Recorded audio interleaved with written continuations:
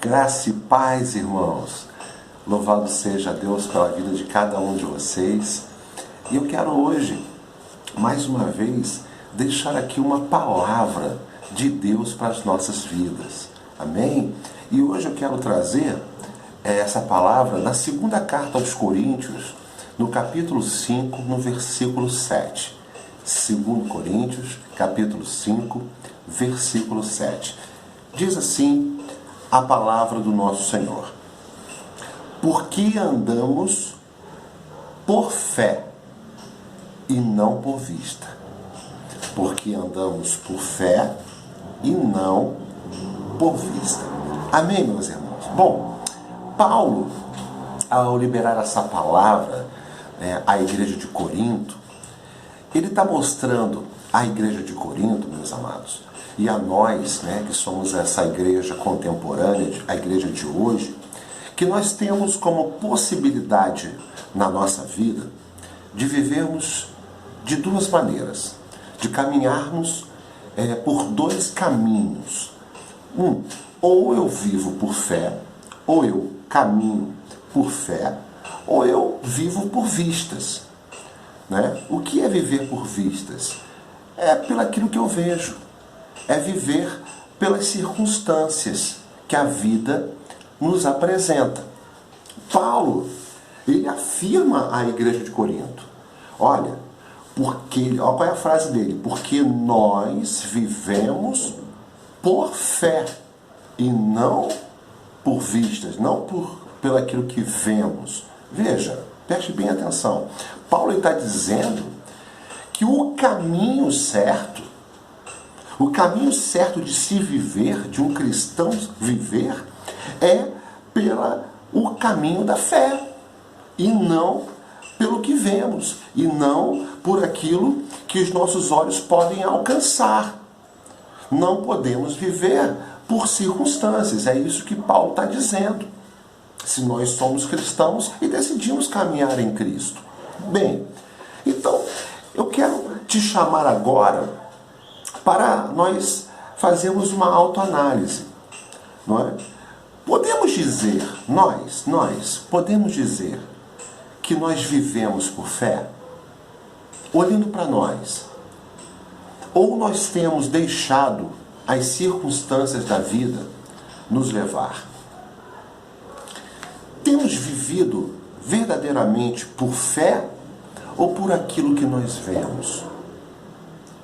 Paulo, ele deixa claro nesse texto aqui que viver por fé ou por aquilo que nós vemos, isso é uma escolha. É uma escolha que nós tomamos. É uma decisão que precisamos ter. Ou vou viver a minha vida pela fé, ou vou viver a minha vida pelas circunstâncias. Paulo está deixando claro que isso é uma decisão. Então, como é que você tem vivido? Olha para você. Como você tem escolhido viver? Você tem escolhido viver pela fé? Ou você tem vivido por vistas? Pelas circunstâncias?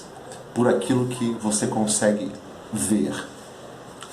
Eu percebo, nos dias de hoje, que são realmente dias maus, são dias difíceis, onde eu percebo que muitas pessoas têm se deixado levar pelas circunstâncias.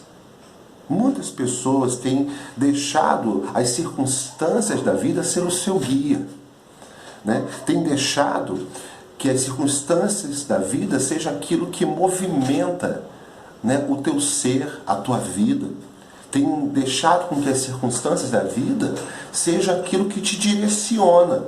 Bom, isso é um pouco complicado, isso é difícil. Por quê? Porque se tudo está bem na tua vida, as contas estão pagas, se a saúde está boa, se o bolso está com dinheiro, se a família está tudo bem, as pessoas, elas normalmente, quando vivem assim, elas se sentem realizadas, e acredita que está vivendo dias de paz na sua vida.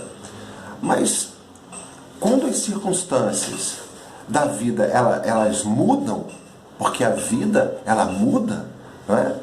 Quando o dinheiro acaba, não é? Quando as contas atrasam, né? Quando muitas vezes a saúde fica comprometida, né? Ou a família começa a ficar desestruturada por algum problema, por alguma aflição, por alguma situação que chegou, ou o casamento muitas vezes entra em conflito. Quando isso acontece, logo essa paz que ela pensa em viver vai embora, porque é uma paz movida pelas circunstâncias e não uma paz movida pela fé, né?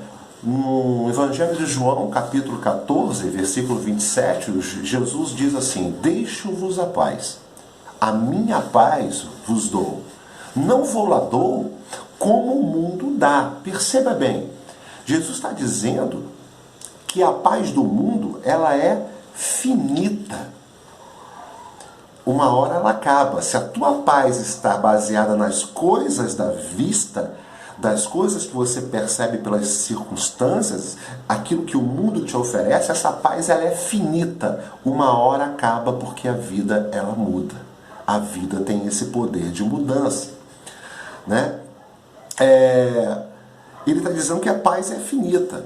Agora, a paz que é vinda de Jesus é uma paz que ela precisa ser vivida pela fé. Pela fé. E se ela for vivida pela fé, você pode enfrentar qual circunstâncias for, você sempre se manterá na paz, no equilíbrio, porque você vive a sua vida pela fé. Bom, Paulo, no texto que lemos, nos deixa claro que devemos viver pela fé. Então, mediante a isso, eu quero te fazer pensar, eu quero te fazer meditar em duas perguntas. A primeira é: como você tem vivido sua fé? Como tem sido a sua fé? Será que você tem vivido uma fé religiosa? O que é isso, missionário? É uma fé que busca só prosperidade, sabe? Uma fé que busca só bem-estar próprio. Será que você tem vivido uma fé baseada em crendices? Não é? Pensar que dar poder a coisas, a objetos, né? A amuletos. Será que você tem vivido uma fé dessa? Será que tua fé está baseada em pensamentos positivos? Eu vou pensar positivo, porque se eu pensar positivo, vai acontecer, né? Eu tenho que ter pensamento positivo para que as coisas aconteçam.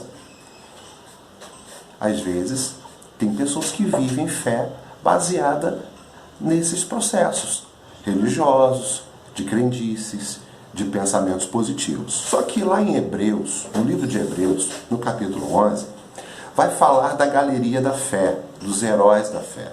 Homens que viveram pela fé, não é?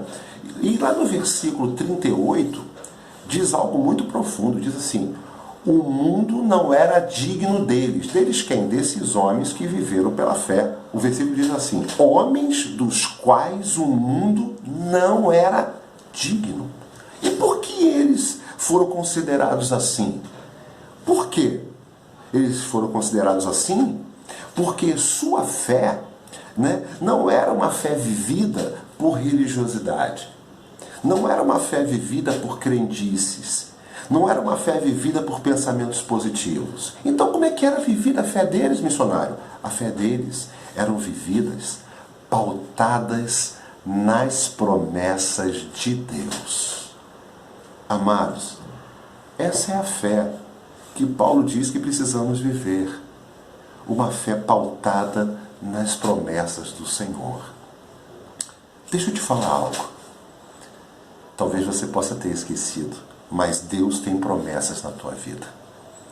Talvez você até tenha esquecido disso, mas eu quero te dizer que aquilo que Deus lembra, Ele jamais esquece. E aquilo que Ele esquece, Ele jamais lembra. Mas Deus tem promessas na tua vida. E esse Deus, Ele é fiel para cumprir todas essas promessas.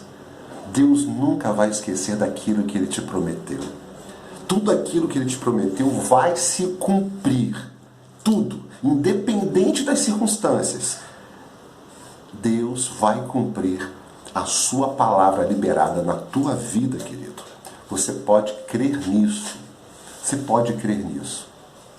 Amados, lá em Números 23, versículo 19, diz assim: Deus não é homem para que minta, e nem filho do homem para que se arrependa. Acaso ele fala e deixa de agir? Claro que não. Deixa eu te falar outra coisa. Não olhe para as circunstâncias. Não olhe para as circunstâncias, meu amado. Não olhe para as circunstâncias, minha amada. Olhe apenas para o autor e consumador da tua fé. Aleluia. Viva uma fé madura, sabe?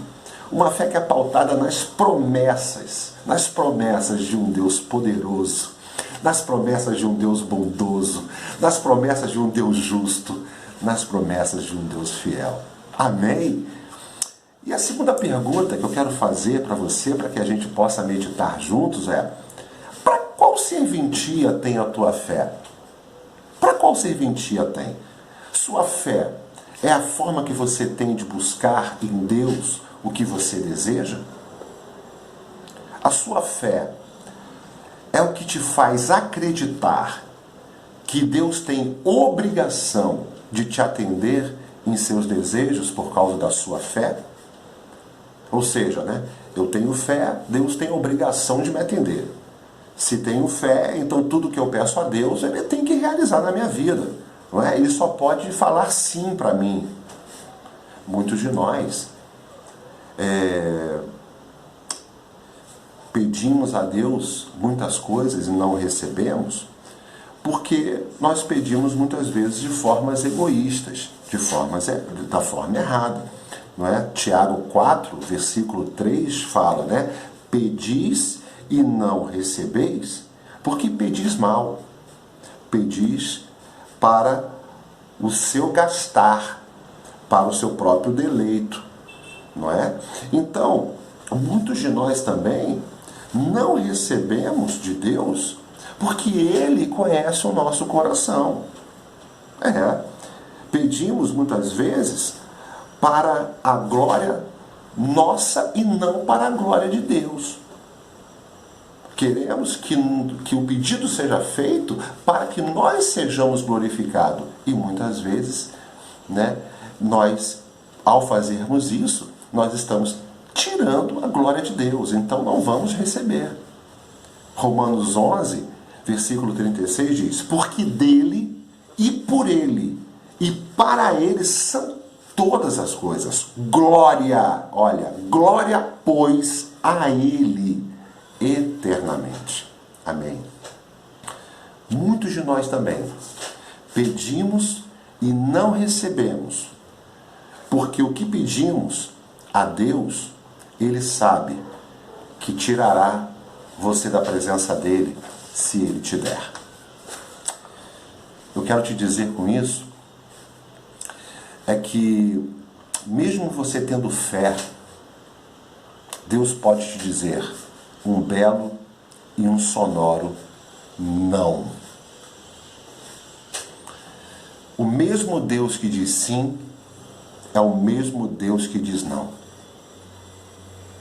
Então eu quero te perguntar de novo: qual a serventia da sua fé?